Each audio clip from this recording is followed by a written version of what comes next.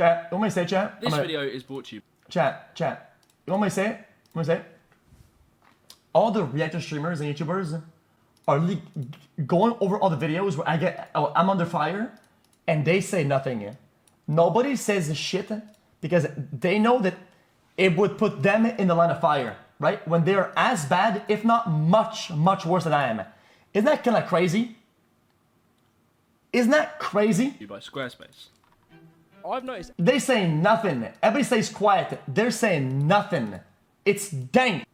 Every time I go on YouTube Shorts these days, I'm inundated with Good Samaritan content. If you give me $5, I'll give you whatever's under his cowboy hat. You got $5? I don't think so. Maybe. Oh, you got a 5. Cringe! You just won $500. Are you kidding? Typically, they might ask them for $1, and then if they give them the $1, then they'll give them $500 back. Some sad music plays. They ask them, "Why did you do it, man? Why did you help me?" To which they'll reply, "You know, life's about It's giving, all fake. It's cringe as They'll fuck. give you some spiel. It makes you feel good, and then you swipe onto the next video of Andrew Tate shouting at you. You're wrong. Today we're going to explore this phenomena and work out why does it sometimes feel wrong to watch people do good things. Hey guys, today I'm going to show you how to give. Here's the only way to do it. If you want to record something doing that, you pull up somebody, you just give them something straight up, right? And after that, you ask it if it's okay if you post it, and if not, GG. That's about it. That's about it. That's as good as you can make it, I think. That's it. There's no other way to do it. People like YouTubers cue the music, and the point of this is not to promote ourselves, but to Anything really else is give like back most to the community. manipulative. Check camera 2, check camera 3, check camera 4. So let's go make a difference in someone's life. Around 2013 on YouTube, YouTube was evolving massively. People were starting to make real money from it, and one of the main forms of content was called social experiment. Social experiments. Oh no, Colby. Do me a favor. I want to be your blueberry today. Come on, man, kiss me. Oh, bro, it's a joke, bro. The camera, dude. creators were popping up left, right, Jesus, and this center. They were guy. getting very desperate for ideas. The more videos they could churn out, the more money that they were going to make. And as these ideas for social experiments Jesus, were starting man. to bear thin, It's like, just there's a only joke, so many bro. gold diggers in LA you can go up to. We're exposing gold diggers.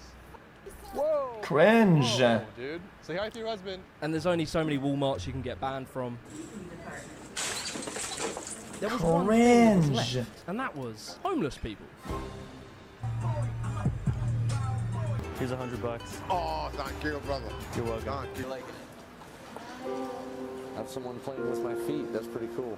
It's pretty tricky trying to track down who was the first person to harass a homeless person with a camera, but one of the first I could find was Vitali. On July 30th, True. 2013, he released a video called Extreme Homeless Man Makeover. Obviously, it wouldn't be a YouTube title if it didn't have the word extreme in there. You need work? Yes, I need work. What do you like? Anything, bro. Anything. It's your day. Anything. Anything. What? I'm so happy, man. So what's up, man? How does it feel to get a nice haircut? Oh, it feels so great. It was a bit corny, it was a bit cheesy, but ultimately, wasn't that bad. Vitali did a pretty nice thing for this guy. You know In what, chat? 2013, You know, I remember watching the video, chat, and that I'm not against the video. Give Back Films It's made a definitely video corny. where they gave $100 to homeless I don't think people. it's wrong as an Here's exchange.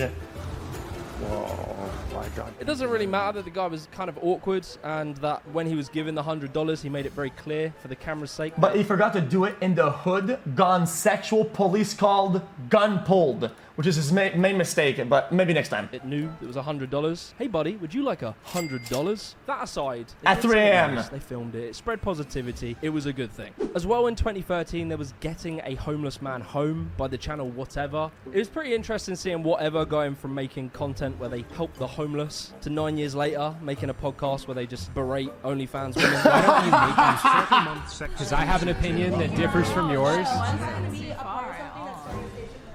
She's right. I mean, that's really But hateful, she's bro. not. We'd see early videos from the channel Loft who would tip waitresses large amounts.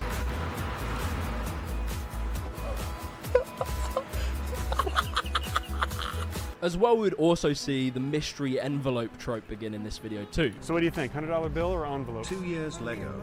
You're gonna go with the envelope. Okay, open it up. Which creators now have literally built their entire lives upon this premise.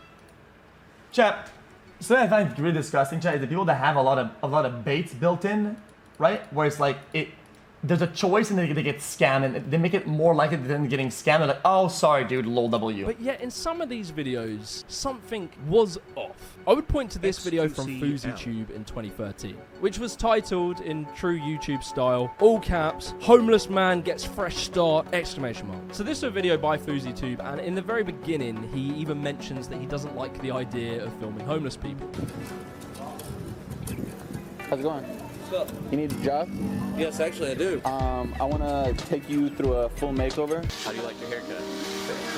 Like, when you watch this video, it just feels very hammy. Any moment that someone does something nice, instantly some emotional music starts playing. There's very little delicacy to the editing and storytelling. It's really just pretty much, oh, you're meant to feel sad now. Yeah, oh, I mean, it's just the YouTube but look, fucking... this isn't Christopher Nolan. This is FouseyTube. He's just going out doing something nice. But throughout the whole video, it just felt a little crude. It felt like he was really trying to show that the guy and him were friends, and they would do this weird, awkward handshake, which was just, it was like the Enigma code. We can be buddies because we can do this handshake thing. And it was lovely, sort of. Now, I don't know FouseyTube. I'm sure he's a fantastic gentleman. Yeah, How do maybe. I get out of depression? How do I do this? And you chose to ask me about drama. This is gonna go viral for you either way. No. Get the fuck away! Get the fuck away! No. So you might be wondering, what was the response to this content? That's tough, Well, huh? mostly, people fucking loved it. Every comment was, you're a great person. You're fantastic. Well, guys, I don't know why somebody would come up and say, hey, man, how to get out of depression. I like balloons. Like, that's, I don't know why anybody would do We that, just but take a moment it can to happen for appreciate- sure, but I wish don't know was why you. would I do wish that. my Jail son time was like because you, he was because my declared son is a insane. What do crackhead. you In think? fact, you actually gave him Link. $100 and he spent it all on drugs. I love you, Fousey. But, and there is a but, it did get some criticism. And when I say a bit of criticism, it got quite a lot of criticism. Did it?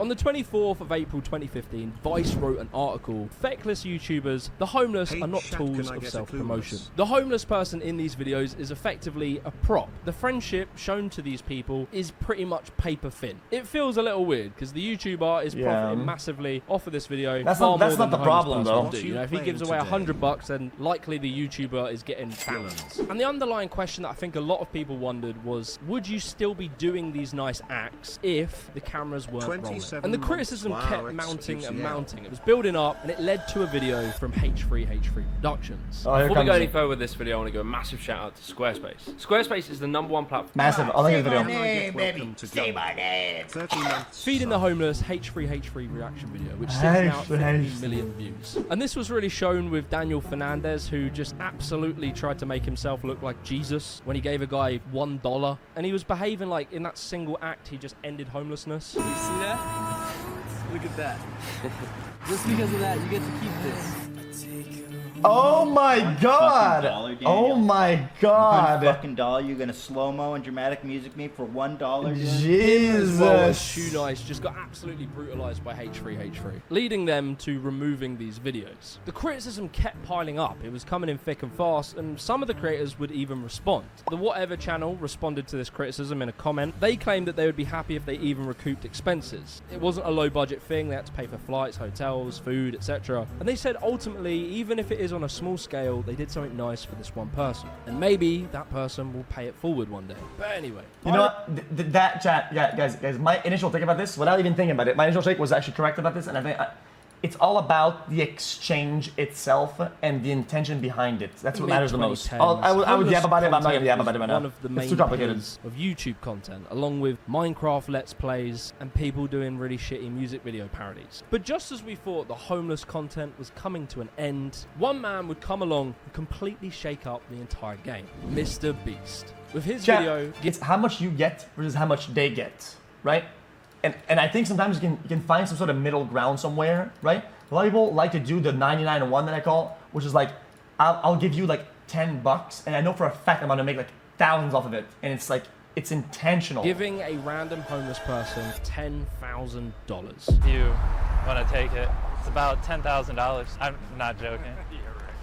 Out of the blue, for no reason. That was it. That was the premise, and he did it. And it's interesting when we reflect on Mr. Beast knowing what he is now. He is a human algorithm. He just understands the YouTube algorithm. It is his brain. I was offered $5,000 for a video, but this was when I was like 19. I was like, double it, and I'll walk outside and I'll give it to a homeless person. And they're like, no, you won't. That's like Double it. And I like pacing around my neighborhood for 3 hours convincing this guy, like on the phone, just double the money. I promise the video will go viral. And it wasn't 10,000 because 10,000 would buy him, I don't know, a home for a year or whatever. No, it was 10,000 because it would look good in a YouTube title. And he was right. The video got 10 million views and he went super viral and was able to do more content like this in future. But it's interesting watching this because you can see in the filming that Mr. Beast is a little aware there is something off about filming homeless people.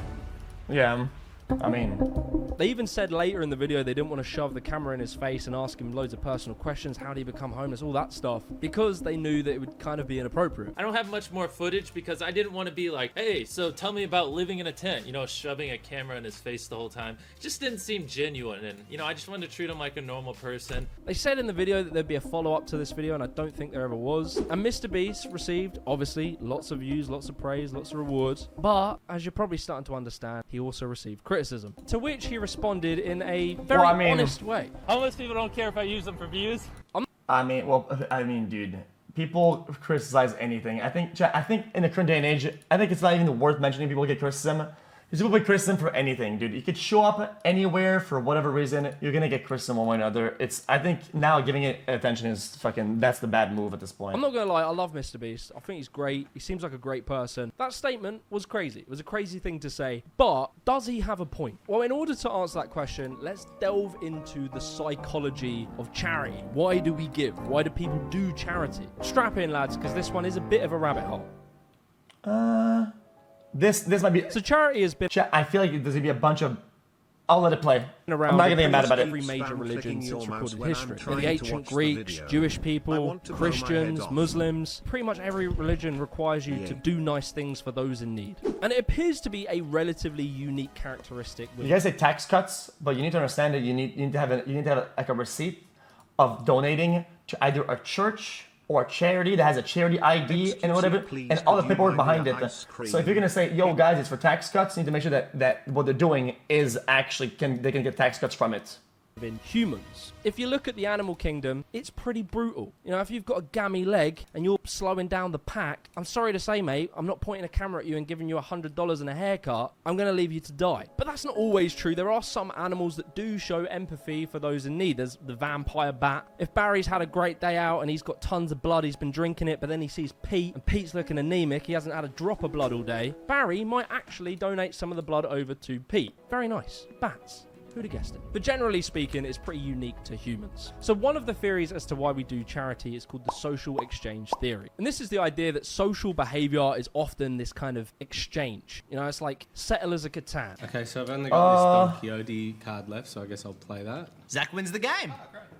What? Or go into Varrock Bank on World 2. We weigh up the balance of whether I do something good for someone, does that give me more good in return? And if that balance is in your favor, typically people will do charitable things. It's also a... See, even though you say it's not charity deductible as a business expense, even then, the business expense is not going to give you a lot back. Like, people often say, dude, that's a tax deductible from a business expense. Bro, you don't get all of it back. It's a small portion. Like, you're not... concept called you're missing the point entirely. That is basically that everything we do is inherently selfish. The only reason we do anything nice is because it makes us feel good. Or maybe I'm a terrible person. I know I'm a terrible person. I just killed someone. So I might do some charitable acts to relieve the feelings of guilt that I carry around with me all day. Or it might just give me some feeling of personal satisfaction. I feel good, and so therefore it's still selfish because it's about me more so than someone else. But the last view we're going to look at is the empathy altruism hypothesis. This one's a nice one. True. Chat. I felt like I got lucky when I grew up at school, right? Being able to go to school, and I know some people weren't able to go to school because they didn't have enough money or whatever, or at certain schools. So one of the things that I donated to was for people to have money to go to school if they're good but they don't have money, right?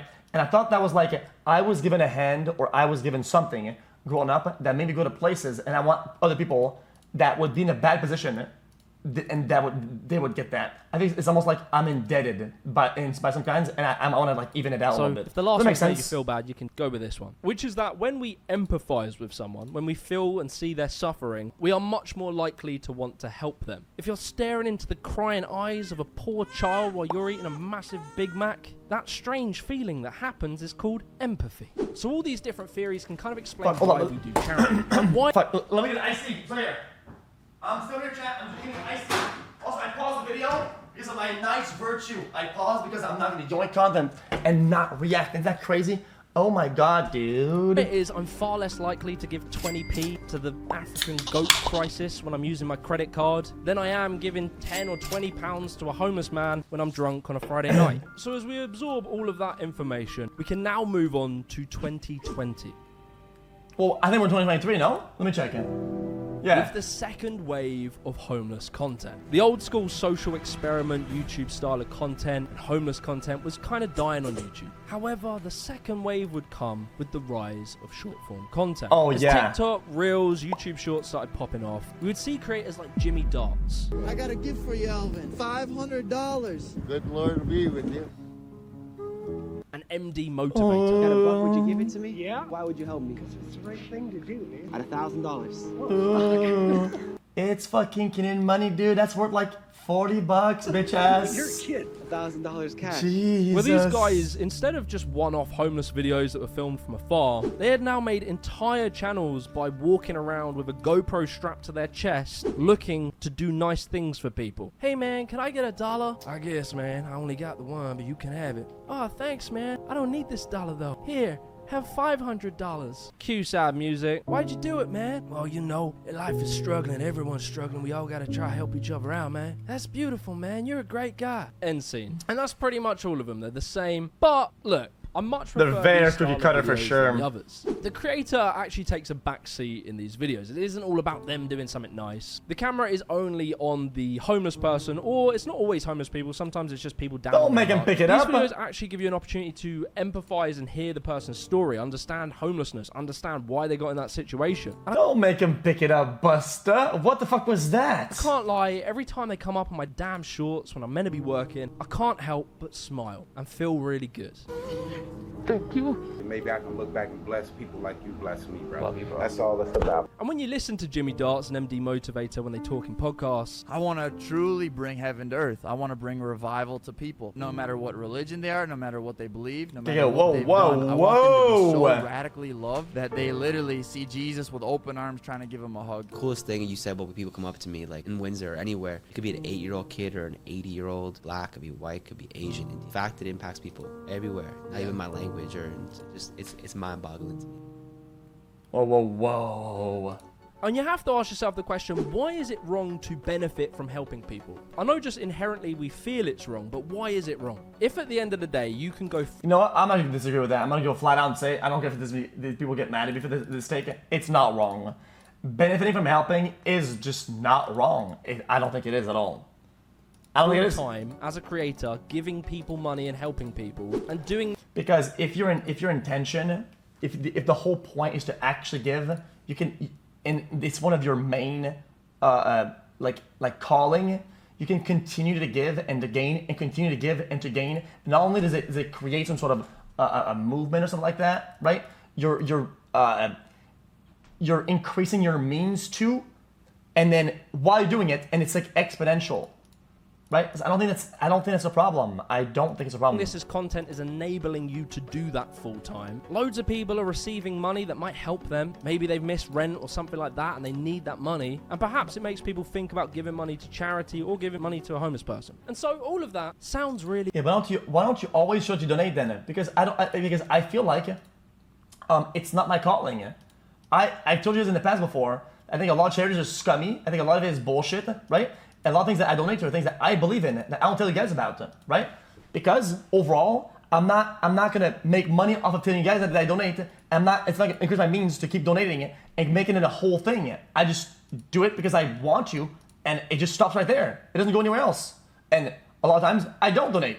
End of story. Great. But there is one final kicker, and that is, does this style of charity actually help people? To answer that, we need to go back to the very first wave of homeless content and go through some of the darker moments. Starting off with Josh Palin-Lynn. What happens if you give a homeless guy $100? When you give homeless people money, do you ever wonder how they spent it? Could this video be too good to be true? This isn't right. It's all a scam. I was there. They didn't follow him. They drove him there. Well, since the heartwarming video appeared last week, it's been watched nearly 30 million times. Tragic ending to this viral video. Kenny Nickel was found in an alley, dead. I'm going to sue the tail off of it.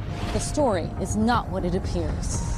There's plenty of videos you can watch on that. I'll link them below. There was another very similar... I kind of wish that they helped them, like, go make a bank account or whatever, right? And then make it, like, put the money in the bank account at least. Otherwise, dude, what do you think is going to happen? When they get items and money all physically and they go back to their fucking homeless spot, what do you think happens to all the other homeless guys? They're going to see, whoa, this guy's getting items. How's he getting that? Oh, he's paying for it. How's he paying for it? Okay, I'm just going to look at his tent or look at his shin. I might just rob him, and they might just kill him. Story with Magic of Rahat. Magic of Rahat, again, was a very big YouTuber back in the day. He went on to inspire people like Mr. Beast. And he dropped this video where he gave $1,000 to a homeless person. I do have this winning lottery ticket. That's cool, my friend. They head for a nearby deli to cash in the ticket as the clerk counts out 10 hundreds. I want to share it, my friend.